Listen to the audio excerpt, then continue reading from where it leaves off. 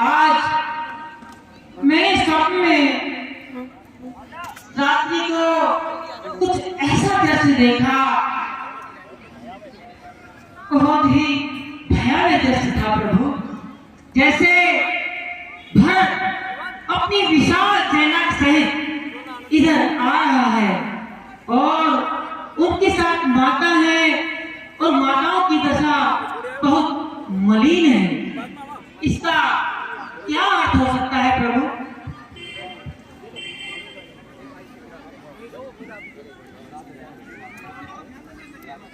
हे सीते, मैं तो नहीं आ रहा हूँ ना। हाँ, क्रॉप कर दूँ। ये तो स्वप्न अवस्था है। मन दो प्रकार के होते हैं, चेतन और अचेतन। चेतन मन सुप्त अवस्था में कार्य करता है, जागृत अवस्था में काम करता है। अचेतन मन सोने पर कार्य करता है। वो हमारा मन ऐसे स्थान पर पहुंच जाता है जो हमने कभी सोचा भी नहीं है। इसलिए हे प्रिय, ऐसे स्वप्न तो आते रहते हैं। हे भैया, यदि यह स्वप्न सत्य भी होता है तो ये आपका भाई लक्ष्मण ऐसा कदापि नहीं होने देगा। हे भैया, शीघ्र आज्ञा दो, भाई को अब समझूंगा मैं। अन्याय न्याय पर चढ़ता है, यह कैसे होने दूंगा मैं। वैसे ही हृदय जल रहा है मंजली माँ की करतूतों से।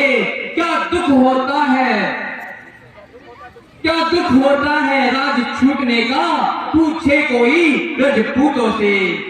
इस पर भी वह संतुष्ट नहीं, सेना में लड़ने आता है। असहाय समझ हमको वन में घेरने पकड़ने आता है। यदि घर में एक बड़ा होता तो बड़ा एक ही वन में भी। हे नाथ, रोकते रहे सदा, पर आज रोकना नहीं मुझे। सौगंध आपके चरणों की, आज टोकना नहीं मुझे। यदि पुत्र सुमित्रा का हूं मैं तो उसका गर्व मिटा दूंगा। हे श्री राम दुहाई, श्री राम दुहाई से उसे पल भर में यही लौटा दूंगा। हे तात लक्ष्मण, धैर्य धारण करो। भरत ऐसा कदापि नहीं कर सकता। अपने भाई के विषय में ऐसे अनुचित शब्दों का प्रयोग करना शोभा नहीं देता। भाई भाई कैसा भाई? भाई तब था जब निर्मल था। है आस्तीन का सागर जो कभी बुझाओ काबल था। उससे कुछ वैर न झगड़ा है उसके बुरे विचारों से। विष वाले दांत तोड़ दे तो कुछ खौफ नहीं फुफकारों से। सेवक का तो धर्म है नित तत्पर रहना सेवा में। स्वामी पर संकट आए तो यो छावर होना सेवा में। धन में परगान, इस हाथ में धनवा है, धन में पर बाण चढ़ रहा है। शत्रुओं समझ जाओ रण में, लक्ष्मण का क्रोध बढ़ रहा है। पृथ्वी हो जाए खंड खंड, विंध्याचल तिल तिल हो जाए। तूफान समुद्र से उठकर अंबर से चाहे टकराए। हे तात लक्ष्मण, शांति धारण करो भ्राता। देखो, पहले तो भरत गिर गया है, ये नहीं समझ में आता है। उसी जैसा तो सुशील भाई सब जगह न पाया जाता है। और माना भी वह बदल गया, चाहता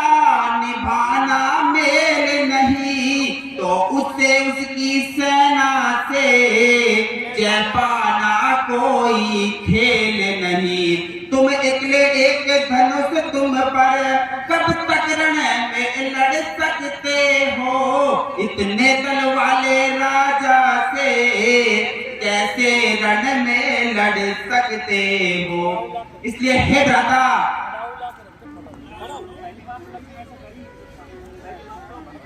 हे भ्राता, भरत हमारा भाई है, वह ऐसा कदापि नहीं कर सकता। यदि उसके मन में दुर्व्यवहार आ भी गया है, तुम उसकी सेना के सामने कैसे टिक सकते हो? तनिक विचार करो। है ये क्या? हे भ्राता, मुझे तो भरत की आवाज दिखाई दे रही है। त्राहिमाम त्राहिमाम त्राहिमाम, ये तो भरत की आवाज सुनाई दे रही है भ्राता। त्राहिमाम त्राहिमाम त्राहिमाम त्राहिमाम त्राहिमाम। खड़े हो भाभी माँ, मुझे माफ कर दीजिए भाभी माँ। त्राहिमाम। खड़े हो भ्राता, आओ। हे प्रभु, आपकी ऐसी दशा देखने से पहले मेरी मृत्यु क्यों नहीं हो गई? धैर्य धारण करो भ्राता, आओ। गुरुदेव के चरणों में राम का प्रणाम स्वीकार हो। यशस्वी बात। गुरुदेव के चरणों में लक्ष्मण का प्रणाम स्वीकार हो।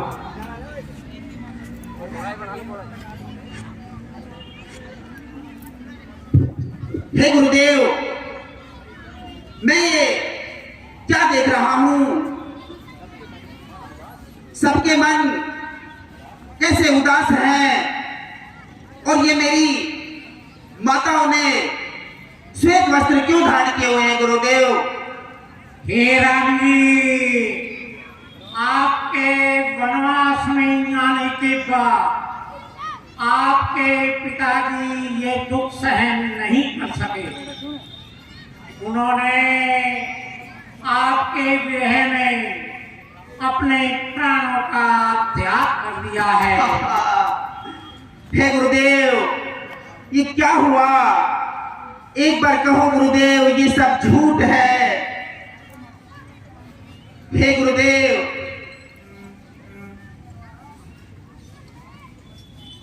हे भ्राता, हम अनाथ हो गए भ्राता, ये क्या हुआ? हे पिता, हे पिता, तुमको स्वर्ग सिधारे, अब हम जिएंगे किसके सहारे? हाँ पिता, हाँ पिता, तुमको स्वर्ग सिधारे, हम जिए अब किसके सहारे? चुप चुप रोए गगन के सितारे, अब हम जिएंगे किसके सहारे? हे राम जी, ये विलाप का समय नहीं है। सुख दुख तो जगत में जीवों को कुछ करते और रुलाते हैं। आकाश में बादल आते हैं, आकर विलीन हो जाते हैं। ये संसार है।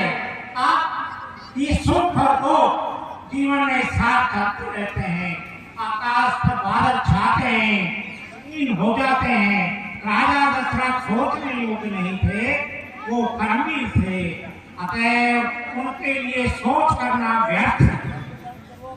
हे गुरुदेव, अब मुझे मेरे पिता की आत्म शांति के लिए पिंडदान करना चाहिए।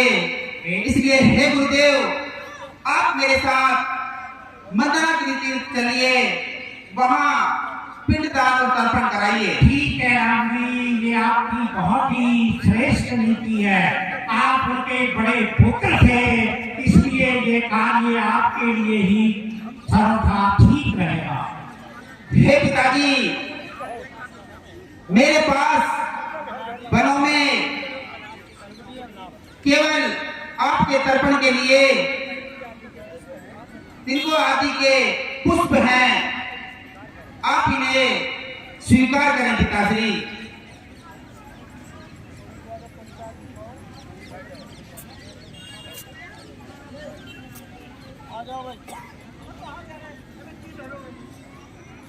जनक महाराज जी आ जाओ, आप लोग का मान महाराज जनक जी को पधार गए हैं। हे राम जी, कि हमारा जनक भी आपके यहाँ पधारे हैं। पिताश्री के चरणों में राम का प्रणाम स्वीकार हो। माता के चरणों में राम का प्रणाम स्वीकार हो। पिताजी के चरणों में सीता का प्रणाम स्वीकार हो। पिताश्री के चरणों में लक्ष्मण का प्रणाम स्वीकार हो। माता के चरणों में जानकी का प्रणाम स्वीकार हो।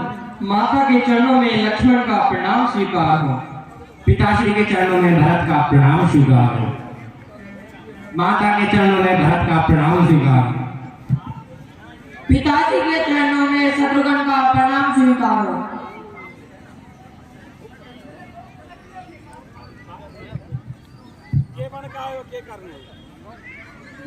हे राम जी, देखो महाराज के स्वर्ग सिधारने के बाद मैंने भरत को बहुत उपदेश किया, लेकिन उन्होंने वहां पर राजगद्दी लेने के लिए बिल्कुल इनकार कर दिया।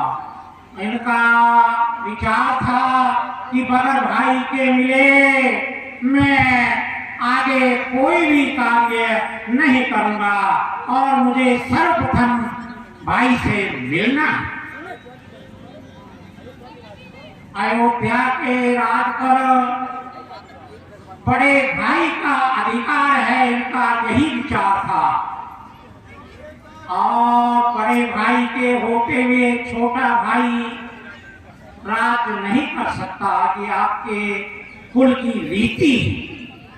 अतः भरत जी को मैंने बहुत कहा, ये राम को अपने पिता के वचनों के लिए गए, माता की आज्ञा है तुम राज करो, लेकिन इन्होंने बिल्कुल इनकार कर दिया।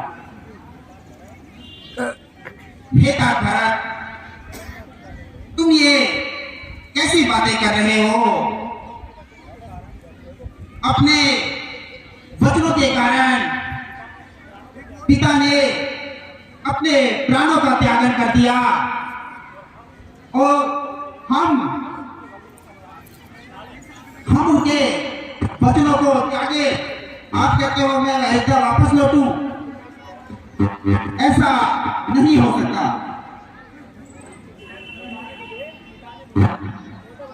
बेटा भरत, पिता ने मुझे 14 वर्षों का वनवास दिया है और तुम्हें अयोध्या का राज सौंपा है, इसलिए हे भरत, तुम अयोध्या का राज संभालो।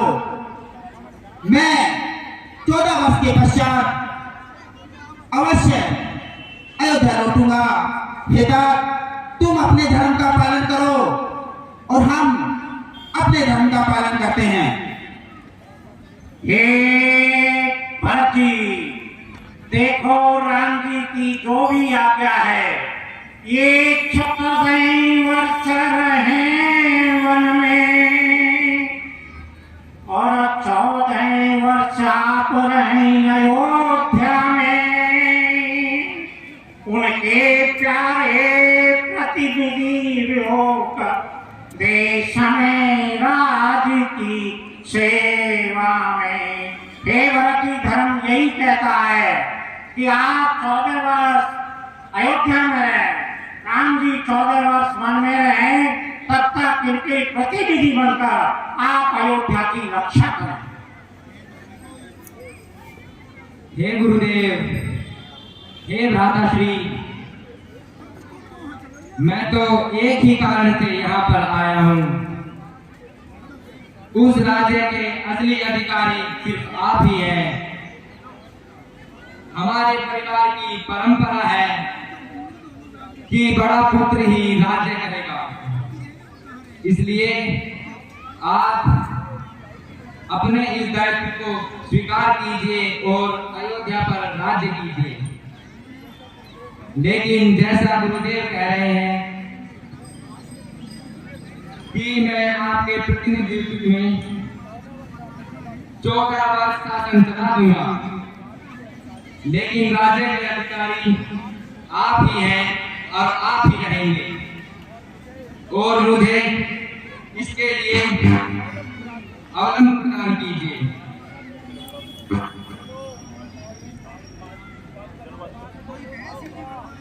हे राम जी, आप अपनी पारी का प्रतिनिधि के रूप में पधारने के लिए भरत जी को सौंपे। बहुत अच्छा गुरुदेव।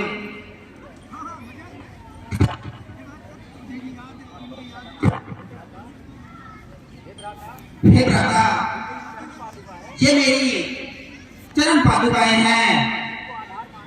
आप इनको आधार मानकर निसंकोच अयोध्या का राज चलाइए। 14 वर्ष पूर्ण होने पर मैं अवश्य अयोध्या लौटूंगा। हे भ्राता, यदि आपका यही आदेश है तो मैं इसकी पालना करूंगा, लेकिन एक बात का ध्यान रखना, 14 वर्ष पूर्ण होने पर आप अयोध्या अवश्य आइए। यदि एक दिन भी ऊपर चला गया तो इस भरत को आप जीवित नहीं देख पाएंगे। नहीं भरत, ऐसा नहीं होगा। 14 वर्ष पूर्ण होने के बाद हम अवश्य लौटेंगे।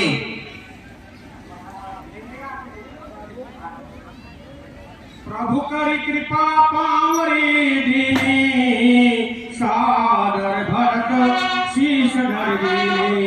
चलिए भरत, चलिए अयोध्या के लिए प्रस्थान कीजिए।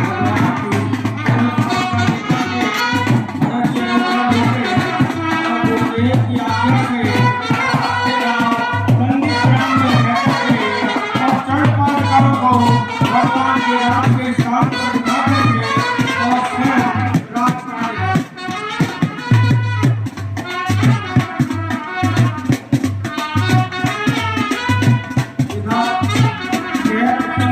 आती है वो आपको हम दिखलाएं। एक बार भगवान राम बचपन में जब पतंग उड़ा रहे थे, उनकी पतंग बहुत दूर चित्रकूट तक पहुंच गई थी, और वहां पर एक महिला ने उस पतंग को पकड़ लिया था। भगवान राम ने हनुमान जी को भेज करके उस पतंग को मंगाने का प्रयास किया, तो भगवान ने उस महिला ने ये कह करके कि मुझे आपकी कृपा प्राप्त होनी चाहिए, तब उन्होंने पतंग छोड़ा। अब वही अवसर आ गया है कि इंद्र के पुत्र जयंत की पत्नी आज भगवान को चित्रकूट के ऊपर बैठे देखकर एक अच्छा अवसर जान करके भगवान की उपासना पूजा करने के लिए वहां पर आए।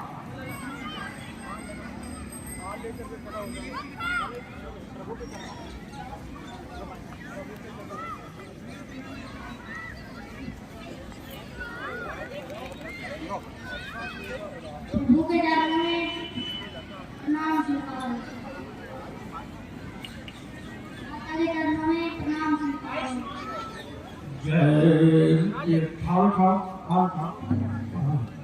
जय रघुनंदन जय सिया राम, रघुनंदन जय सिया राम। जानकी वल्लभ तुम्हें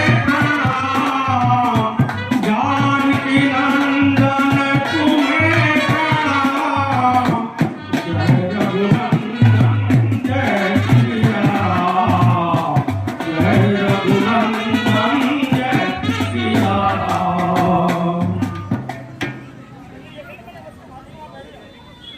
हे जैन पत्नी, हम तुम्हारे भक्ति भाव से प्रसन्न हैं। आप जो मांगना चाहते हो मांगिए। हे प्रभु, मुझे तो इतना ही दीजिए, मैं आपके चरणों में अपनी भक्ति भावना लगाए रखूं। तथास्तु।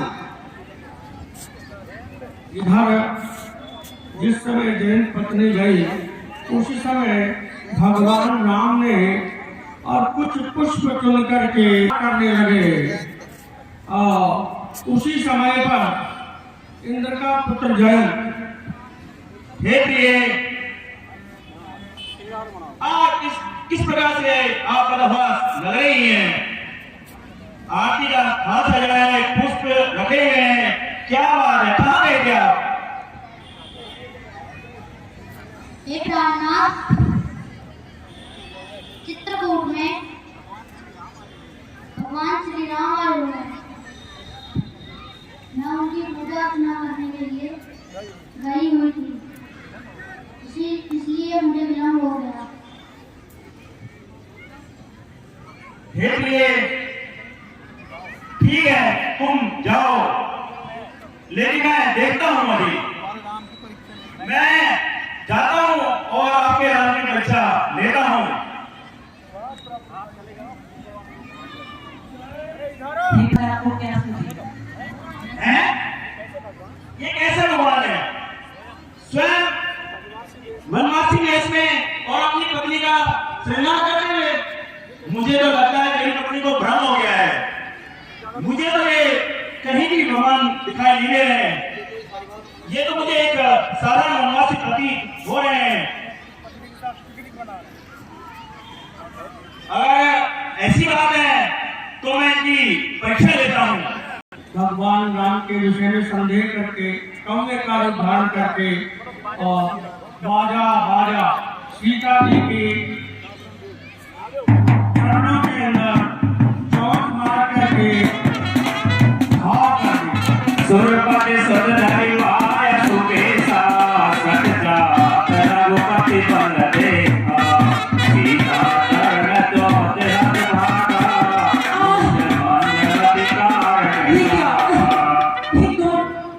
कौन पक्षी?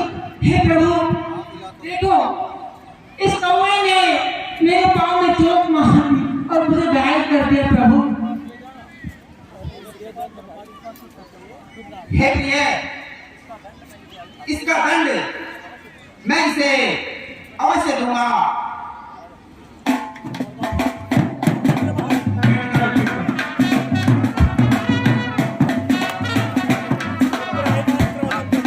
भगवान ने एक बिना पर कहा, जय राम जय राम जय राम, इंद्र के पास जाता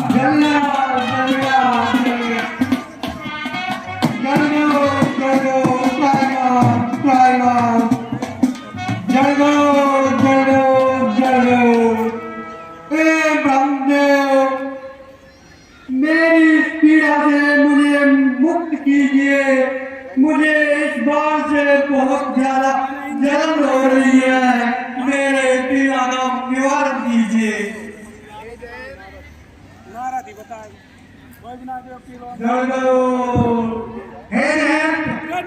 तुम्हारी ये दशा किसने की है, विस्तार से बताइए।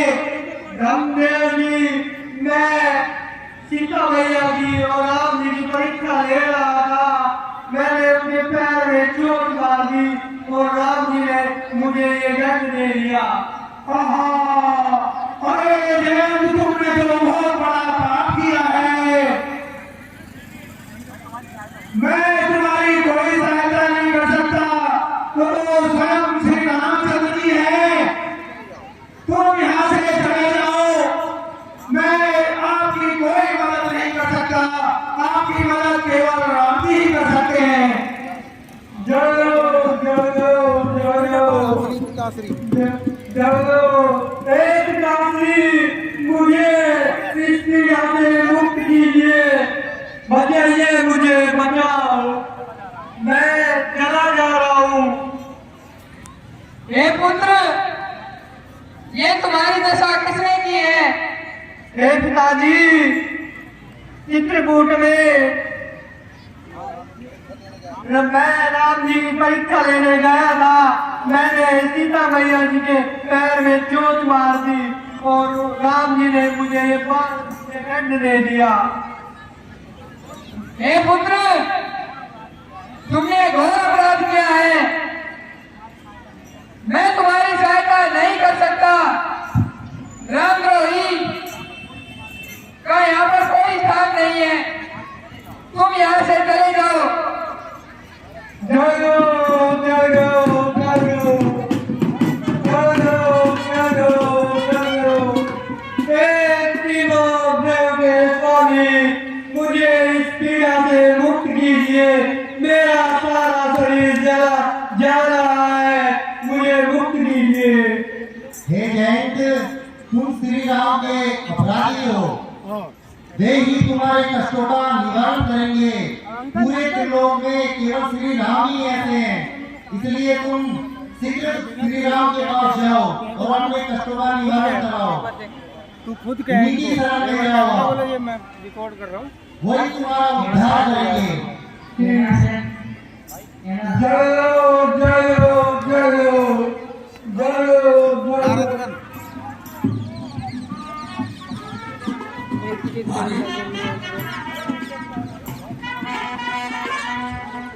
नारद जी के चरणों में जैन का प्रणाम स्वीकार हो। नारद जी, मुझे इस पीड़ा से मुक्त कीजिए। मेरा सारा शरीर जला जा रहा है। हे जैन, तुम्हें क्या हुआ है, मुझे बताइए। नारद जी, चित्रकूट में रामलाल जी और सीता मैया मनाए हुए हैं। मैंने उनकी परीक्षा लेने का प्रयास किया और सीता मैया के पैर में चोट मार दी। जिस राम जी ने उन्होंने मुझे दंड दिया है, मुझे इस पीड़ा से मुक्त कीजिए। हे जैन, तुमने बहुत ही घोर अपराध किया है। श्री राम का बाण अमोघ बाण है। पूरे त्रिलोक में आपको इस अपराध से कोई नहीं बचा सकता है। आप लौटकर श्री राम के चरणों में चले जाइए और उनसे क्षमा याचना कीजिए। यदि वो तुम्हें माफ कर दे तो तुम्हारी इस पीड़ा का निवारण हो सकता है। वैसे भी श्री राम शरणागत वत्सल है, आप उन्हीं के पास चले जाओ।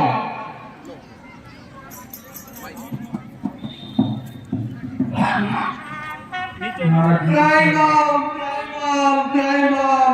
रामलाल जी, मुझे पीड़ा से मुक्त कीजिए। मेरा सारा शरीर जल रहा है।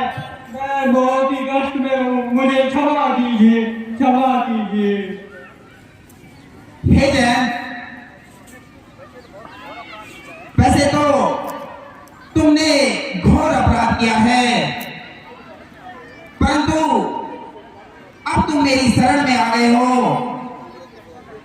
और शरणागत की रक्षा करना मेरा कर्तव्य है।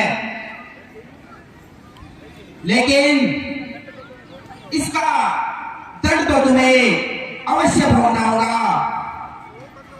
हे जैन, आज से नेत्र तुम्हारे दो होंगे, परंतु तुम केवल एक ही नेत्र से देख पाओगे। हे जैन, ये दंड आपको भोगना ही होगा। मैं अपना बाण वापस लेता हूं। हे प्रभु, ठीक है, मैं ये दंड झेलने के लिए तैयार हूँ। आप मुझे पीड़ा मुक्त। भगवान राम ने जैन को पीड़ा मुक्त किया और ये सोचकर यहाँ पर लोग आवागमन होने लगा है। वन के अंदर आगे की ओर। हे प्रिय, यह स्थान अयोध्या के बहुत ही नजदीक है और सभी अयोध्यावासी इस स्थान से परिचित भी हो गए हैं। इसलिए हे प्रिय, अब हमें यहां से शीघ्र चलकर आगे का रास्ता देखना चाहिए। बहुत अच्छा प्रभु, जैसी आपकी इच्छा। इस प्रकार भगवान राम चित्रकूट से जैसे ही आगे बढ़े 3-4 किलोमीटर पर पहुंचते हैं और अत्रि ऋषि उनकी बहुत ही भावपूर्ण तरीके से उनकी स्तुति करते हैं।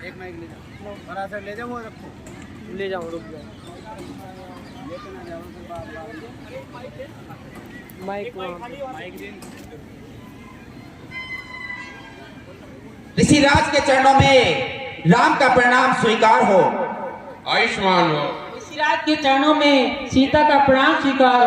भाग्यवती भव। ऋषिराज के चरणों में लक्ष्मण का प्रणाम स्वीकार। चिरंजीव हो।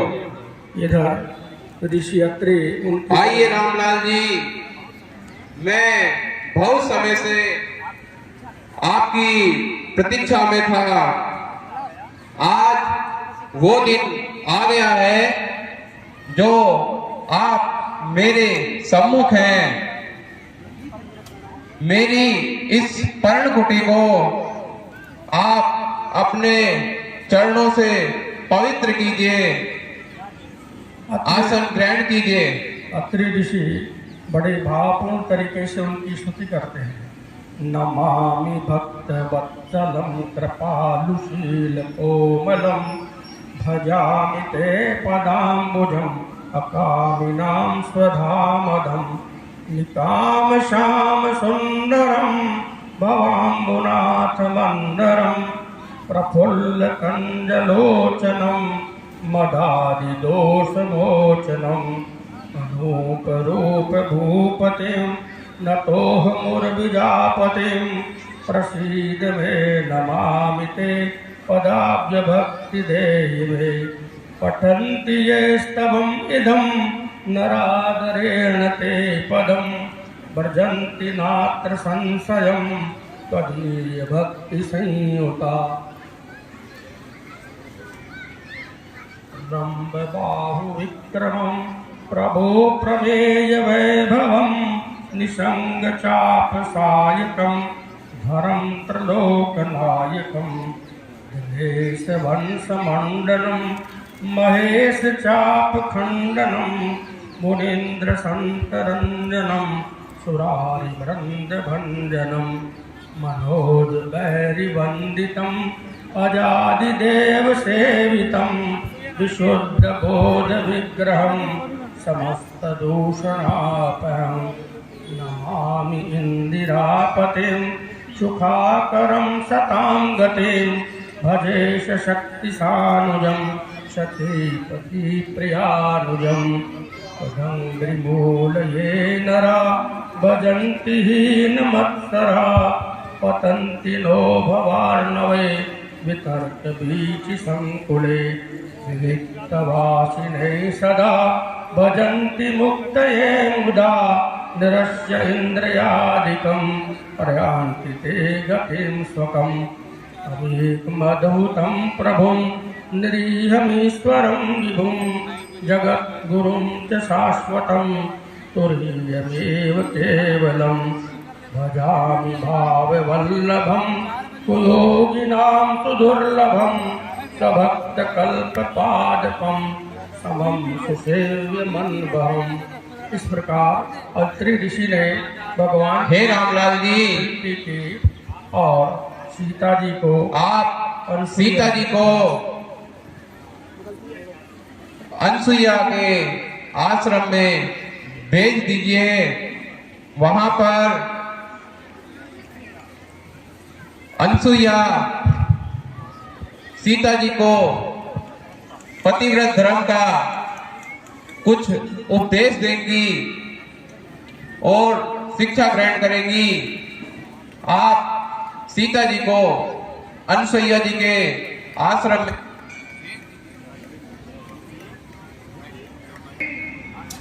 आसन ग्रहण करो।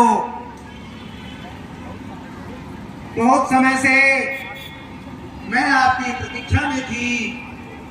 आज वो शुभ दिन आ गया है जिसके कारण आज मैं तुम्हें पतिव्रत धर्म के नियम बताऊंगी। आप ध्यान पूर्वक सुने। वैसे तो आप स्वयं गुणों की खान है। आपके लिए उपदेश देना तो सूर्य को दीपक दिखाने के समान है, लेकिन फिर भी आपकी आज के परिवेश को देखते हुए मैं आपको पतिव्रत धर्म के कुछ उपदेश हैं जो मैं आपको बताऊंगी। बहुत अच्छा माता जी। हे सीता, मातु पिता भ्राता हितकारी, हित प्रद सब सुन जनक राजकुमारी, अमित दान भरता वै देहि, अधम सुनारी जो सेवन तेहि। हे सीता सुनो, माता पिता भाई यह सब हितैषी है, परंतु थोड़े ही समय तक सुख देने वाले हैं। हे जानकी, पति तो अपार सुख देने वाले हैं। वह स्त्री नीच है जो पति की सेवा नहीं करती है। धीरज धर्म नेत्र और नारी, आपत काल पर उचारी, वेद रोग बस जड़ धनहीना, अंध बधिर क्रोधी अति दीना। धीरज धर्म मित्र और स्त्री, इन चारों की परीक्षा विपत्ति के समय में ही होती है। बूढ़ा, रोगी, मूर्ख, अंधा, बहरा, क्रोधी और बहुत दुखी, ऐसे पत्र कर किए अपमाना, नारी पाव जम पुर दुख नाना। एक ही धर्म एक व्रत नैना, काय वचन मन मत पति पद प्रेमा। ऐसे भी पति का अपमान करने से स्त्री यमलोक में अनेक दुख पाती है। स्त्री का एक ही धर्म है, एक ही व्रत है और एक ही नियम है कि शरीर, वाणी और मन से पति के चरणों में प्रेम करे। जगपति व्रत चारि विधि है, वेद पुराण संत सब कही। उत्तम ते अस बस मन माही, सपने हुआन पुरुष जग नाई। वेद पुराण और संत ऐसा कहते थे कि संसार में पतिव्रता 4 प्रकार की होती है। उत्तम पतिव्रता के मन में ऐसा विचार रहता है कि सपने में भी दूसरा पुरुष संसार में नहीं है। माध्यम परमति देखूं कैसे, भ्राता पिता पुत्र निज जैसे। धर्म विचार समझ कुल रही, सोना कृष्ण प्रिय श्रुति से कही। मध्यम श्रेणी की पतिव्रता पर उसको कैसे देखती है, जैसे अपना भाई, पिता और पुत्र हो, जो धर्म विचार कर अपनी कुल मर्यादा को समझकर धर्म पर स्थित रहती है, वह निकृष्ट पतिव्रता स्त्री है, ऐसा वेद कहते हैं। बिनु अब सरु भय तेरे जोई, जानहु अधम नारी जग सोई। पति वंचक पर पति रति करही, रोवर नरक कल्प सत परही।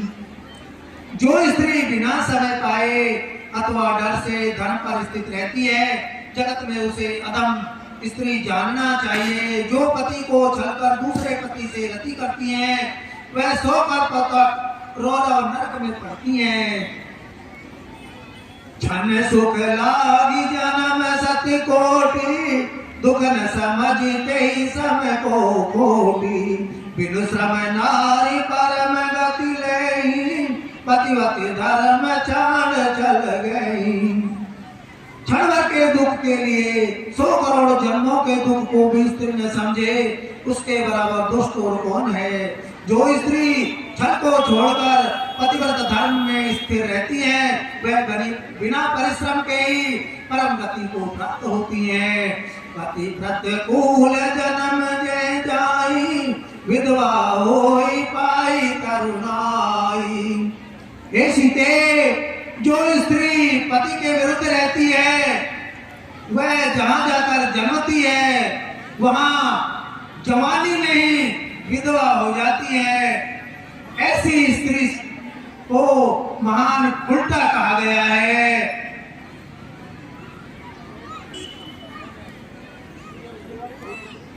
हे पुत्री, मैंने जो तुम्हें पतिव्रत धर्म के नियम बताए हैं ये जीवन में सदैव पालन योग्य है। आप इनका पालन करना, वैसे तो फिर आपको कहीं कौन सकता है, आप तो स्वयं जाता है। लेकिन हे पुत्री, मैं तुम्हें, आज तुम वन में भ्रमण कर रही हो, ये राजसी वस्त्र तुमने जो धारण किए हैं उनको, इन वस्त्रों का त्यागन करके आप वनों का जीवन जीने की चेष्टा करें और उसी के अनुसार आप इन वस्त्रों को पहने। यह दिव्य वस्त्र हैं जो कभी भी मैले या गंदे नहीं होंगे, न कभी फटेंगे। हे पुत्री, आप इन्हें धारण करें। बहुत अच्छा माता जी, में प्रणाम स्वीकार हो। यशस्वी भव, ऐश्वर्य भव, सदा सुहागिन रहो।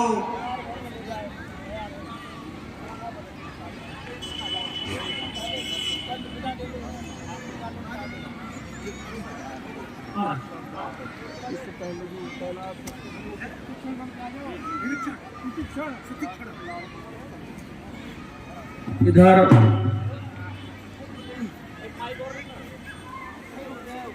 अनुसुईया, महासती अनुसुईया ने सीता जी को लक्ष्य करके पातिव्रत धर्म का उपदेश किया। अब हमें आगे जाने की आज्ञा दीजिए।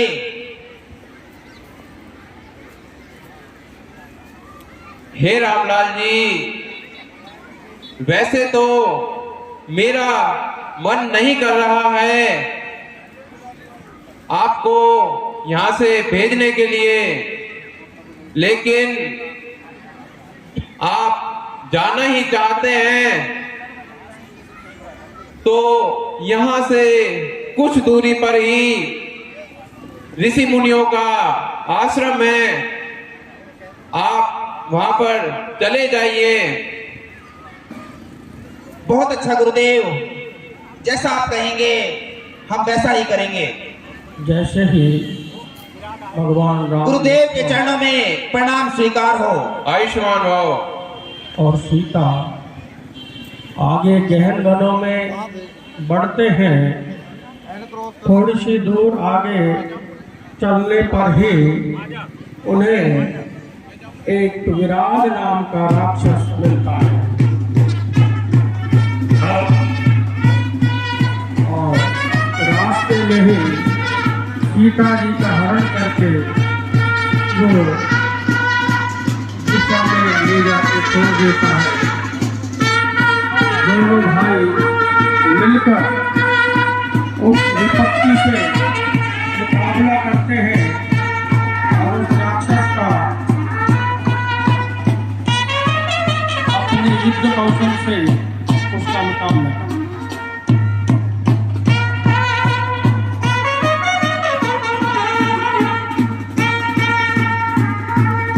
ये विराट राक्षस पूर्व जन्म के अंदर गंधर्व था। अगस्त ऋषि के श्राप से ये राक्षस बन गया।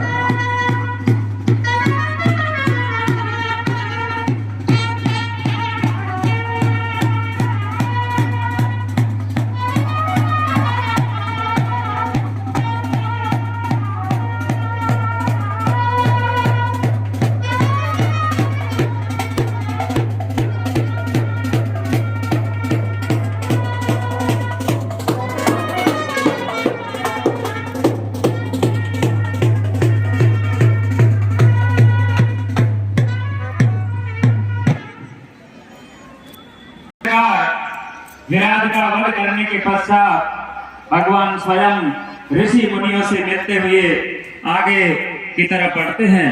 सर्वंग ऋषि के पास इंद्र का विमान आया था, लेकिन सर्वंग ऋषि को जब पता लगा कि भगवान राम वन में आ रहे हैं तो उनकी प्रतीक्षा में उन्होंने इंद्र से आए हुए विमान को लौटा दिया ऋषि की तरफ। इसी राज के चरणों में राम का प्रणाम स्वीकार हो। इस रात के चरणों में शांति का प्रणाम स्वीकार हो।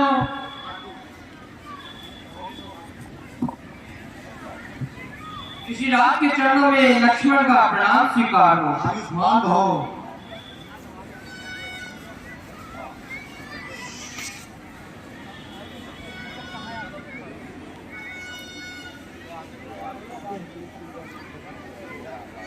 हे रामलाल जी, मैं तो ब्रह्मलोक जाने वाला था, लेकिन जब मुझे पता लगा आप वन में आए हो, मैं आपके दर्शनों की लालसा के लिए ही रुक गया। हे प्रभु, आप मेरे समक्ष खड़े रहिए। मैं अपने शरीर को योग बल से अग्नि में प्रज्वलित करके आपके योग को जानना चाहता हूँ। तथास्तु। ओम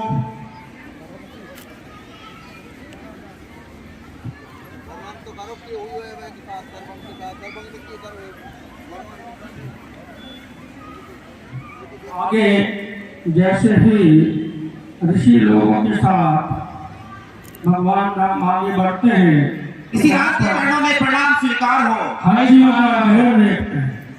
चरणों में प्रणाम स्वीकार हो। सौभाग्यवती भव। इसी रात के चरणों में लक्ष्मण का प्रणाम स्वीकार हो। आयुष्मान भव। आइए रामलाल जी, आइए। मैं बहुत दिनों से आपकी प्रतीक्षा कर रहा था। मुझे पता हुआ आप वनों में आए हुए हैं। हे ऋषिराज, ये आपके आश्रम में हड्डियों का ढेर कैसे है? इसका क्या भेद है, मुझे बताइए। हे राम जी, ये स्थान राक्षसों के आतंक से घिरा हुआ है। यहाँ पर हम ऋषि मुनि हवन या तप करते हैं। राक्षस हमें मार करके हड्डियों का ढेर एकत्रित करते हैं। ये हड्डियों का ढेर सामने जो पड़ा है, ये ऋषि मुनियों की हड्डियां हैं। है इतना घोर अपराध? हे ऋषिराज, अब हम ऐसा नहीं होने देंगे। ऋषि चरहीन करहु महि। पाताल सुने, भूलोक सुने, नभ मंडल सुने प्रतिज्ञा यह, मैं धनुष उठाकर कहता हूँ, अब से है यही काम मेरा, पृथ्वी को निश्चर हीन करूं, तब दशरथ नंदन नाम मेरा। हे ऋषिराज, बहुत ही जल्द हम इस दंडकारण्य को निश्चरों से हीन कर देंगे। इस प्रकार भगवान राम ऋषि मुनियों को प्रसन्न करते हुए और ये प्रतिज्ञा करके कि निश्चरहीन करो महि, भुज उठाए प्रण कीन। ऋषि मुनियों के आश्रम जाए जाए सुख दे। इस प्रकार भगवान राम लक्ष्मण आगे बढ़ते हैं।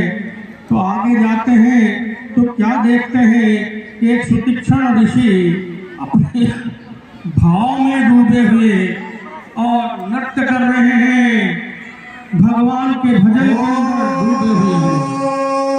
ओम नमो भगवते वासुदेवाय नमः। ओम श्री रामचंद्राय नमः। ओम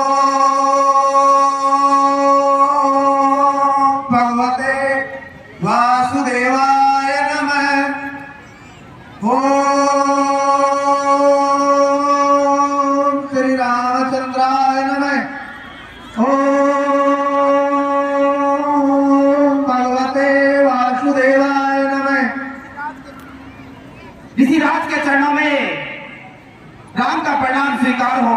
ओम भगवते वासुदेवाय नमः। इसी राम के चरणों में राम का प्रणाम स्वीकार हो। ओम भगवते वासुदेवाय नमः। हे लक्ष्मण, हे सीते, ये मेरा अनन्य भक्त है, इस समय मेरी भक्ति में लीन है। मैं इसके सम्मुख खड़ा हुआ हूं, फिर भी मेरी भक्ति में लगा हुआ है। इसको यथार्थ में लाने के लिए मैं अपने चतुर्भुज रूप को धारण करूंगा, तभी यह अपनी भक्ति से पूर्ण होगा। हरि ओम नमः शिवाय। हरि ओम नमः शिवाय।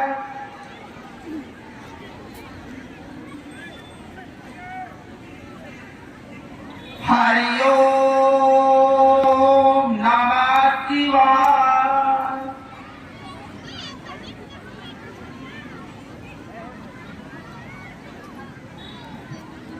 आहा, यह तो मेरे इष्ट देव की सी वाणी है और स्वयं साक्षात परम ब्रह्म मेरे सामने चतुर्भुज रूप से खड़े हुए हैं। हे प्रभु, मैं आपकी शरणागत हूँ भगवान, मुझे क्षमा करो प्रभु, मुझे क्षमा करो भगवान, क्षमा करो प्रभु। उठे सिराज, उठे प्रभु। मेरे अहोभाग्य हैं जो आपके साक्षात मुझे दर्शन हुए हैं।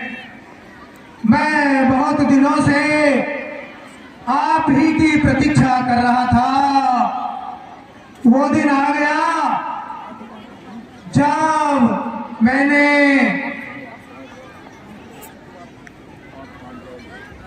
मेरे गुरुदेव ने जब मुझे अपने आश्रम से निष्कासित किया, उसी रोज मैंने प्रतिज्ञा की थी कि हे गुरुदेव, मैं साक्षात परम ब्रह्म को आपके समस्त उपस्थित कर दूंगा। हे प्रभु, आज वो दिन आ गया। हे प्रभु, उसके लिए एक छोटी सी कथा है। मैं गुरुदेव अन्य शिष्यों के साथ गुरुदेव के आश्रम में रहता था। गुरुदेव ने एक रोज पूजा के लिए मुझको उस आश्रम की पूजा का भार छोड़ करके गुरुदेव स्वयं किसी तीर्थाटन के लिए चले गए थे।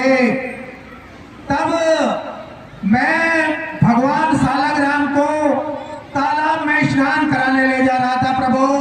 सुबह का वक्त था, पता नहीं मुझे क्यों क्षुधा लगी। मैंने एक पड़वेरी में बहुत सुंदर सुंदर पेड़ देखे। मैंने वहां काफी पत्थरों को देखा, कोई भी पत्थर नहीं मिला। मैंने सोचा सालग्राम ही तो है, ये पत्थर के बने हुए। मैंने सालग्राम को उस पड़वेरी की ओर फेंका।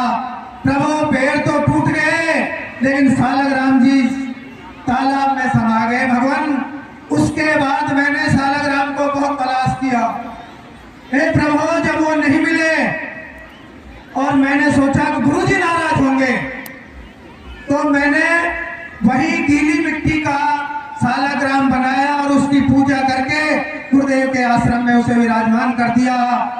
संध्या कालीन गुरुजी आए। संध्या को तो किसी को पता नहीं लगा, लेकिन दूसरे रोज जब सुबह गुरुजी तालाब में सालग्राम को स्नान कराने के लिए ले गए, हे प्रभु, वो सालग्राम तो मिट्टी का था, वो वहीं पिघल गया। गुरुदेव गुस्सा करके वापस आश्रम में आए और मुझे बहुत प्रताड़ित किया। बाहर निकाल दिया। तभी से मैं आपकी प्रतीक्षा में आश्रम से बहुत दूर बैठा रहता हूँ भगवान, और आपका इंतजार करता हूँ। प्रभु आप आए, मेरा कार्य सफल हो गया। प्रभु आप तनिक विश्राम करें, मैं यह समाचार मेरे गुरुदेव को दे देता हूँ। हे सुदीक्षण, हम तुम्हारे साथ ही चलेंगे। आओ भगवान।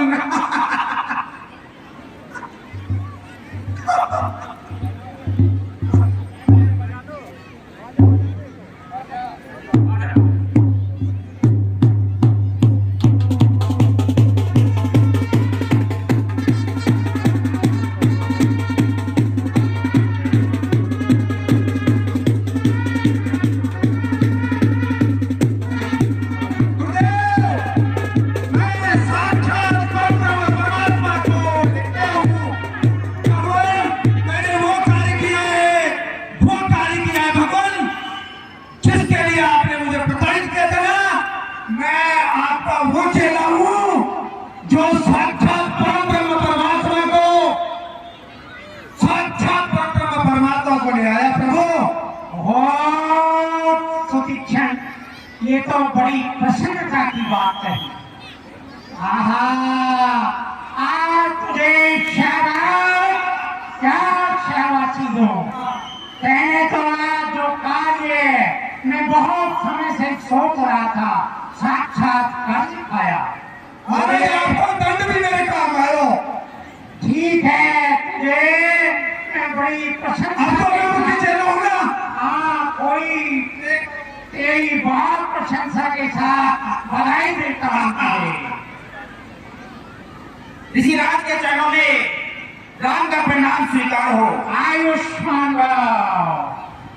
ऋषिराज के चरणों में सीता का प्रणाम स्वीकार हो। अखंड सौभाग्यवती भव। ऋषिराज के चरणों में लक्ष्मण का प्रणाम स्वीकार हो। यशस्वी भव।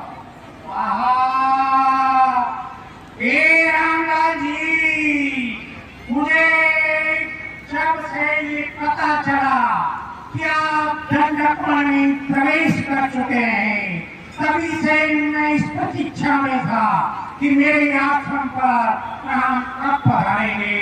आज मेरी चिरकाल की अभिलाषा पूर्ण हुई। मुझे बड़ी खुशी है कि आज मैं जिस प्रतीक्षा में था वो समय आ गया। आइए और आप आसन ग्रहण कीजिए। बहुत अच्छा गुरुदेव।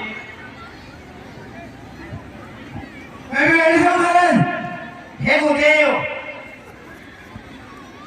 हे राम जी, आप जो कहना चाह रहे हैं, मैं अपनी दिव्य दृष्टि से वो सब कुछ देख रहा हूँ।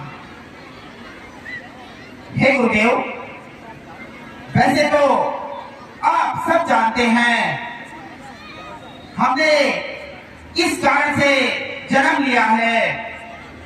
अब वो समय आ गया है जिसके कारण हम यहाँ अवतरित हुए हैं।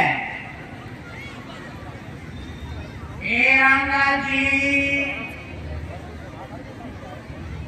आप ठीक कह रहे हैं।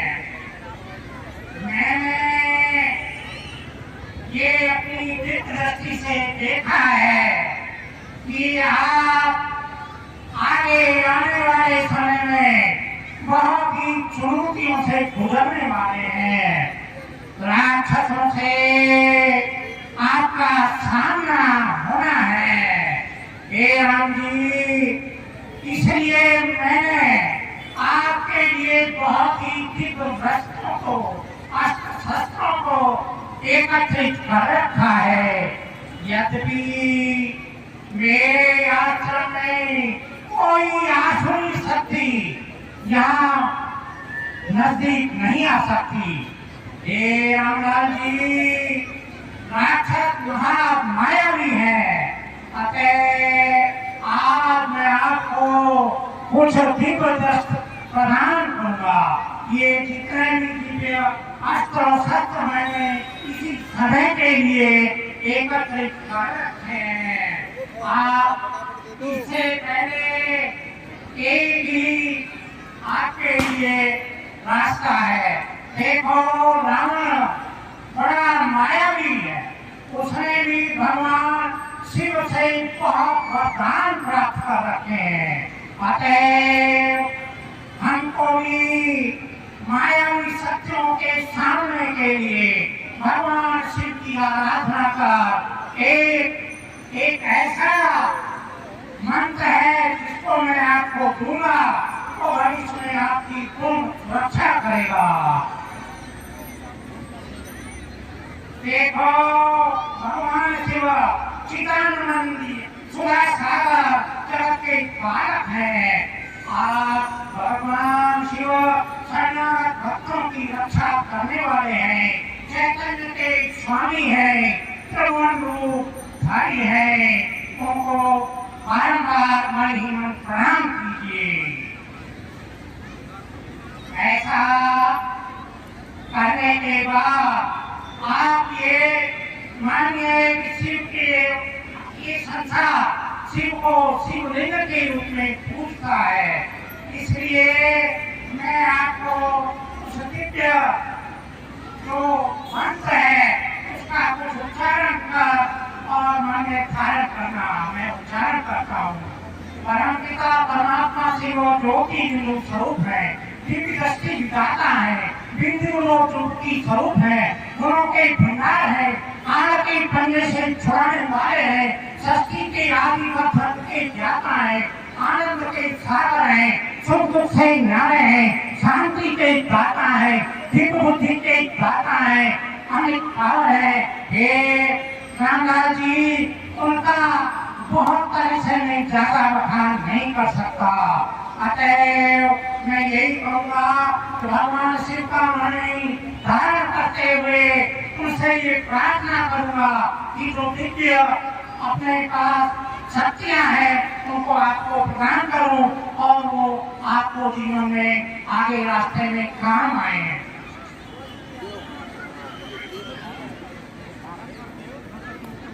हे गुरुदेव, अब हमें वो शक्ति दीजिए जिससे हम असुरों से युद्ध कर सकें और उन पर विजय प्राप्त कर सकें।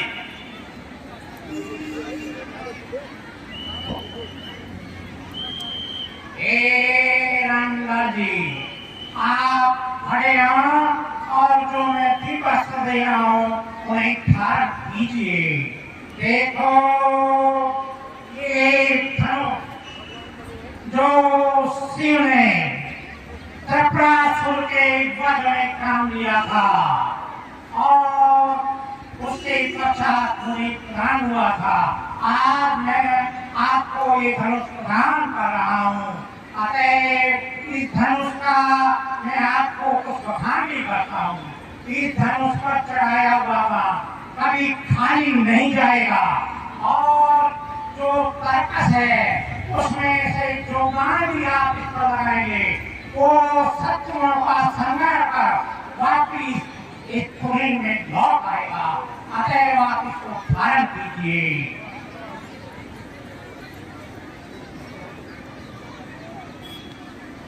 हे रामलाल जी, ये वो चमत्कारी तलवार है जिसके प्रहार से और इसकी चमक से ही शत्रु परास्त हो जाएगा।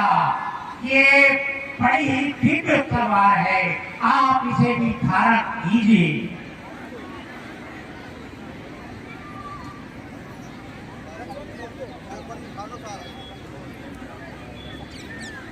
ये रामलाल जी, ये अमोघ शक्ति है। इस शक्ति का प्रहार आप जिस पर भी करेंगे वो अपने प्राण तुरंत बचा देगा और ये शक्ति आपके पास वापिस आ जाएगी। लो, इसे मस्तक पर धारण कीजिए।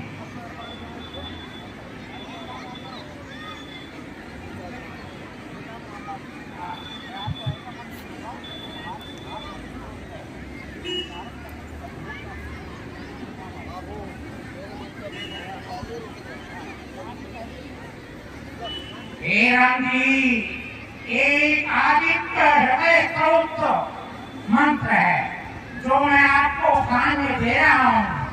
इसके धारण करने पर आपको कहीं भी भूख और प्यास नहीं लगेगी। ये मंत्र आपको मैं दे रहा हूँ, इसे धारण कीजिए।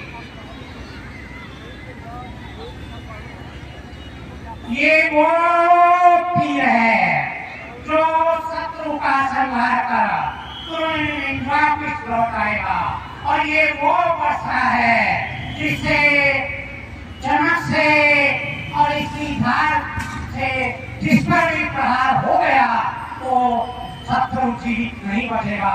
आप इन अस्त्र और शस्त्रों को धारण कीजिए और ये आपको भविष्य में हमेशा काम आएंगे। हे गुरुदेव, मैं धन्य हुआ। अब मैं अवश्य ही अपने कार्य में सफल होऊंगा। अब आप मुझे वो स्थान बताइए जिस कार्य के लिए मैं आया हूँ, वो कार्य हमारा पूर्ण हो। ठीक है रामनाथ जी, मुझे मालूम है आपने जो प्रतिज्ञा की है वो पूर्ण होगी। मैं खैर स्थान तो आप अंतर्यामी है क्या आपके लिए बताऊं, फिर भी मैं इन राक्षसों के संहार के लिए एक स्थान रमणीय है। यहाँ से कुछ ही समीप गोदावरी नदी है। गोदावरी के तट पर चित्रकूट नाम का एक पर्णकुटी है, अति रमणीय है, अति सुंदर है।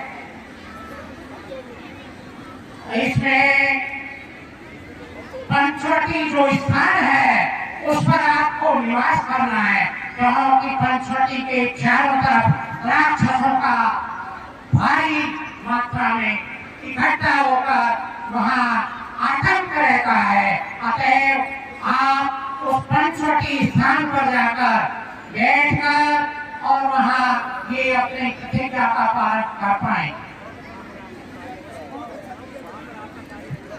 बहुत अच्छा है महाराज।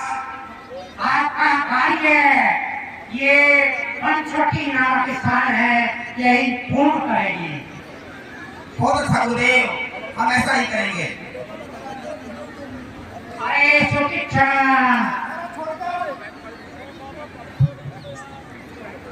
इनको पंचवटी हाँ महाराज, बहुत अच्छा गुरुदेव, जो आज्ञा।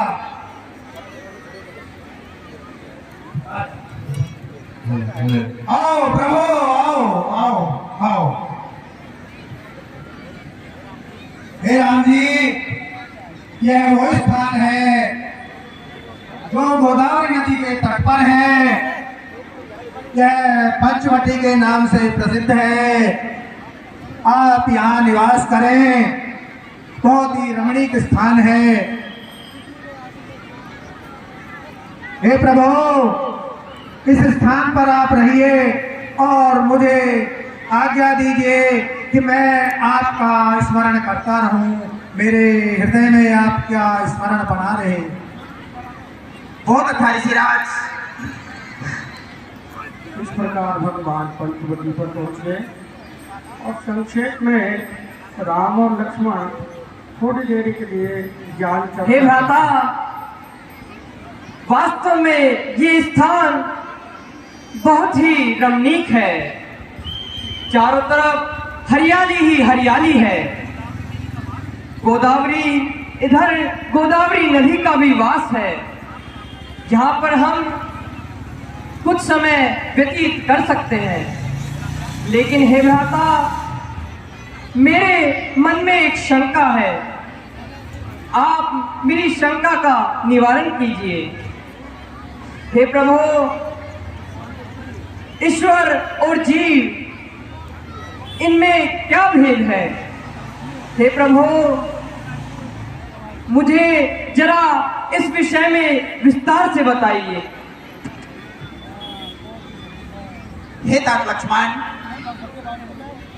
आपने समय का प्रश्न पूछा है। मैं अवश्य ही तुम्हें ईश्वर और जीव के विषय में बताता हूं।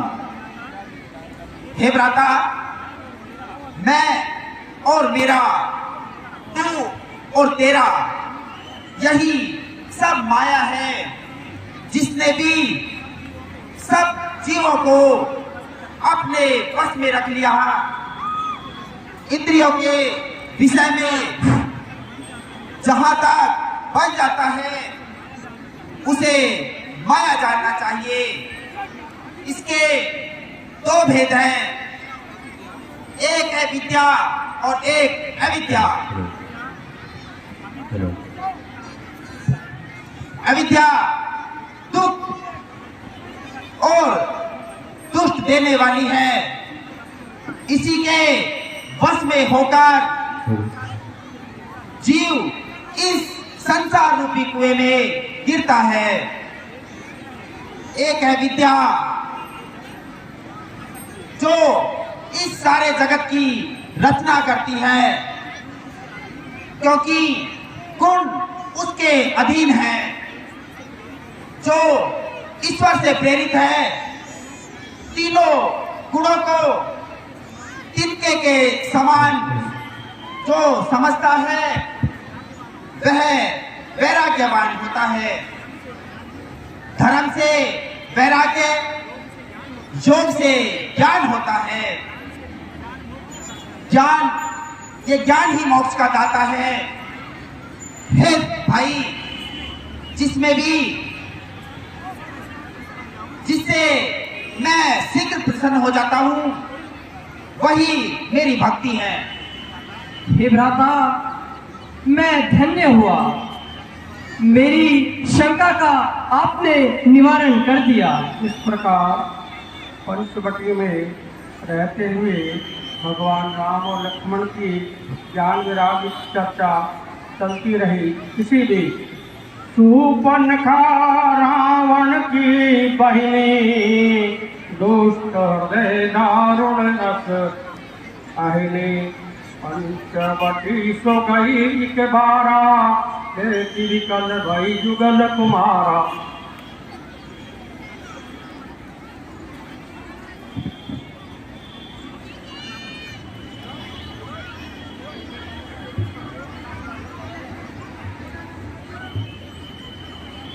रावण की बहिनी शूर्पणखा का विवाह हेलो,